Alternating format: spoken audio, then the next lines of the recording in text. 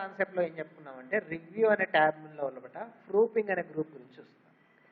ఈ ప్రూఫింగ్ అనే గ్రూప్ లోపల నాకు ఆప్షన్స్ ఏమున్నాయంటే స్పెల్లింగ్ అండ్ గ్రామర్ అనేది ఉంది. స్పెల్లింగ్ అని ఉంది.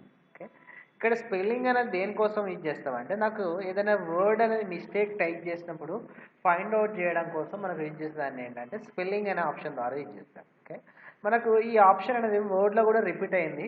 దానిలో వచ్చేసి మనకు పర్ఫెక్ట్గా కనబడుతుంటుంది. అంటే నాకు ఏంటి వర్డ్ అనేది మిస్టేక్ అయినప్పుడు ఏం జరుగుతుంది, రెడ్ కలర్ అండర్లైన్ వస్తుంది. గ్రామటికల్గా తప్పు వచ్చినప్పుడు గ్రీన్ కలర్ అనేది వస్తుంది కదా, అదే ఆప్షన్ ఇక్కడ కూడా వస్తుంది. కానీ ఇక్కడ ఏంటంటే ఇండికేషన్స్ అనేది రావు.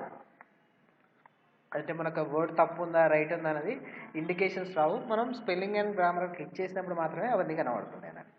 ఇప్పుడు సపోజ్ ఇక్కడ వచ్చేసి ఏం చేస్తాను అంటే లైక్ వచ్చేసి ఇలా టైప్ చేస్తాను, కంప్యూటర్ అని టైప్ చేస్తాను. ఇప్పుడు ఇది కరెక్ట్ వర్డే కదా. ఓకే, కానీ గ్రామటికల్గా తప్పు రాస్తాం కదా. దెన్ ఇక్కడ నాకు దీనిలో అయితే ఏంటంటే గ్రామటికల్గా ఇట్లా అనేవి ఏమి ఉంటుంది అన్నట్టు. ఎందుకంటే దీని లోపల సెల్స్ అనేది ఉంటుంది. ఇప్పుడు మనకి ఏంటి పేరాగ్రాఫ్ రాసినప్పుడు మాత్రమే కదా స్టార్టింగ్ లెటర్ అనేది క్యాపిటల్ లెటర్ ఉండాలి అని చెప్పుకునేది. ఇప్పుడు మనం ఏమైనా పేరాగ్రాఫ్ రాస్తున్నామా, జస్ట్ మనకి ఏంటి ఒక వర్డ్ రాస్తున్నాం కాబట్టి అది పేరాగ్రాఫ్ లెక్క తీసుకోదు కాబట్టి నాకు ఇక్కడ స్పెల్లింగ్ అండ్ గ్రామర్ లోపల గ్రామటికల్గా రాదన్నమాట.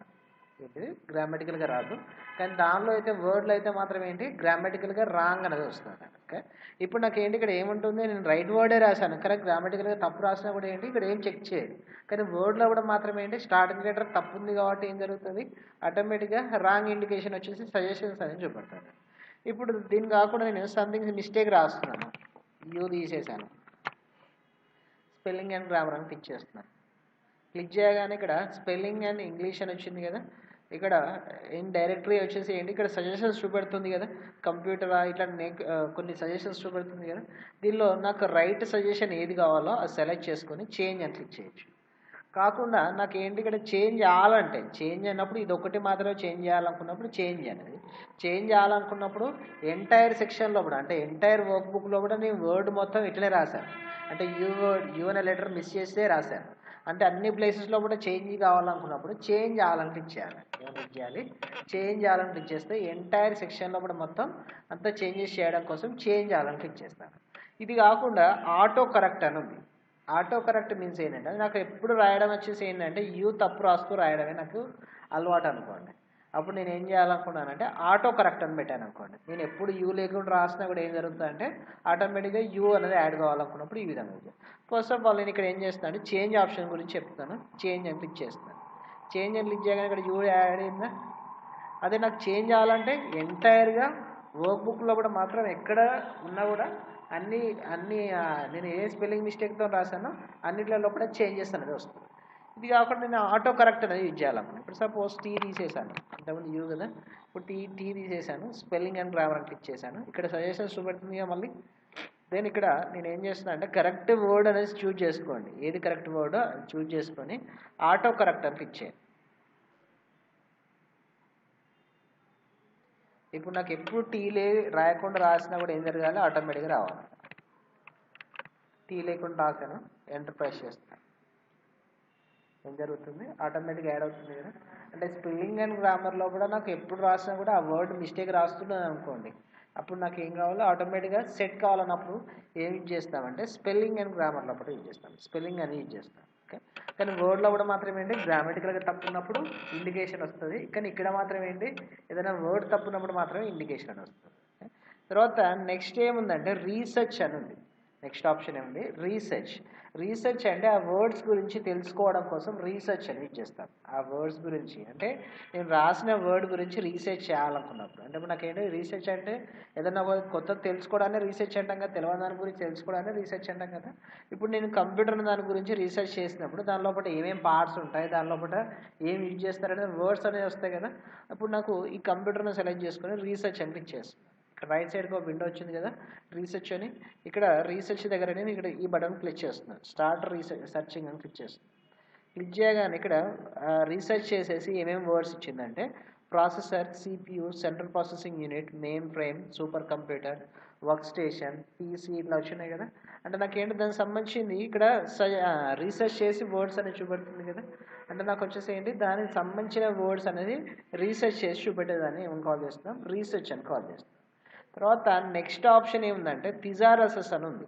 థియసారస్ మీన్స్ ఏంటంటే మనకు ఇంగ్లీష్ లోపల యాంటోనిమ్స్ సినోనిమ్స్ అంటుంటాయి కదా, అంటే నాకు ఏంటి దానికి సంబంధించిన వర్డ్స్ ఏంటియో తెలుసుకోవాలనుకున్నప్పుడు థియసారసెస్ అనేది ఇచ్చేస్తాను. ఓకే, మనకు మొన్న సమగ్ర శిక్ష అభియాన్ లోపల రీసెర్చ్ అండ్ థియసారసెస్ అనే ఆప్షన్ కూడా వచ్చింది నాకు.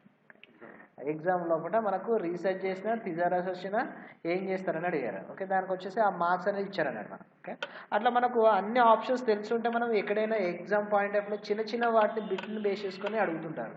కాంపిటేటివ్ ఎగ్జామ్స్లో కూడా చిన్న బిట్స్ మనం ఏం చేస్తామంటే చిన్న బిట్ అని వదిలేస్తాం. కాకేంటంటే మనకు వాటితోటే ఎక్కువ యూజ్ ఉంటుంది. ఇప్పుడు నాకేంటి దానికి సంబంధించి ఇక్కడ రీసెర్చ్ అని చేయగానే ఇక్కడ థియసారసెస్ అని ఇచ్చేసి ఇంగ్లీష్ అని వచ్చింది కదా, రీసెర్చ్ క్లిక్ చేసినా థియసారసెస్ క్లిక్ చేసినా సేమ్ వచ్చేస్తుంది. ఓకే, ఇక్కడ నాకు ఏ వర్డ్ కావాలనుకుంటామో ఆ వర్డ్ సెలెక్ట్ చేసుకొని ఇక్కడ ఇన్సర్ట్ చేసుకోవచ్చు. ఇక్కడ ఇన్సర్ట్ అయినా ఇక్కడ క్లిక్ చేసి ఇన్సర్ట్ అవుతుంది. దాన్ని ఏమని కాల్ చేస్తున్నాం, రీసెర్చ్ అండ్ థియసారసెస్ అని కాల్ చేస్తున్నాం. Research and thesauruses. నెక్స్ట్ ఏముందంటే ట్రాన్స్లేట్ అని ఉంది. ట్రాన్స్లేట్ మీన్స్ ఏంటంటే ఒక లాంగ్వేజ్ నుంచి ఇంకో లాంగ్వేజ్కి తీసుకెళ్ళడం కోసం మనకు యూజ్ చేసేదాన్ని ఏమంటారంటే ట్రాన్స్లేట్ అంటారు. అంటే ట్రాన్స్లేట్ అన్నప్పుడు సపోజ్ నాకు ఇక్కడ ప్రజెంట్ రాసింది ఇంగ్లీష్లో రాశాను, నాకు వేరే లాంగ్వేజ్లకు కన్వర్ట్ చేయడం కోసం ఇక్కడ ట్రాన్స్లేట్ అని యూజ్ చేస్తాను. ట్రాన్స్లేట్ అని యూజ్ చేసేయగానే ఇక్కడ నాకు రైట్ సైడ్ లోపల ఇక్కడ వచ్చిందా ట్రాన్స్లేషన్ అని, నాకు ప్రజెంట్ ఉంది ఏ లాంగ్వేజ్లో, ఇంగ్లీష్ లోపల దేనిలోకి కన్వర్ట్ కావాలి, ఫ్రెంచ్లోకి కన్వర్ట్ కావాలన్నమాట. దెన్ ఇక్కడ దీన్ని క్లిక్ చేస్తాను. ఇక్కడ ప్రజెంట్ నాకు ఏంటంటే దానికి సంబంధించిన లాంగ్వేజ్ సంబంధించిన ఇన్స్టాల్ అయ్యి ఉంటే ఏం జరుగుతుందంటే ఆటోమేటిక్గా లాంగ్వేజ్ కన్వర్షన్ అనేది వచ్చేస్తుంది. ఇది మనకి ఏంటి లైక్ వచ్చేసి గూగుల్లో ట్రాన్స్లేటర్ అనేది యూజ్ చేస్తాం. గూగుల్లో ట్రాన్స్లేటర్ అన్నప్పుడు మనకేంటి వర్డ్ మనం ఏ లాంగ్వేజ్లో టైప్ చేసినా మనకి ఏది కావాలనుకుంటామో ఆ లాంగ్వేజ్లోకి తీసుకోవచ్చు అన్నట్టు. మనం గూగుల్లో సెర్చ్ చేసి గూగుల్ ట్రాన్స్లేటర్ ద్వారానే యూజ్ చేసుకోవచ్చు. సపోజ్ నేను ఇంగ్లీష్ లోపల కంప్యూటర్ అని రాశాను, తెలుగులో కంప్యూటర్ లెక్క రావాలనుకున్నప్పుడు ట్రాన్స్లేటర్లో యూజ్ చేసుకోవచ్చు. అట్లా మనకు సేమ్ ఆప్షన్ ఇక్కడ కూడా యూజ్ అవుతుంది. కానీ ఏంటంటే దానికి సంబంధించిన లాంగ్వేజ్ ఇన్స్టాల్ చేయాలన్నట్టు. దానికి సంబంధించిన అన్ని లాంగ్వేజ్ అనేది ఇన్స్టాల్ చేయాలనుకున్నప్పుడు ఇన్స్టాల్ చేస్తే మాత్రం ఇక్కడ ట్రాన్స్లేట్ అనేది వర్క్ అవుతుంది. ఇదంతా గ్రూప్ని ఏమని కాల్ చేస్తున్నాం అంటే ప్రూఫింగ్ గ్రూప్ అని కాల్ చేస్తాం. ఇదంతా గ్రూప్ ఏంటి, ప్రూఫింగ్ గ్రూప్ అని కాల్ చేస్తాం.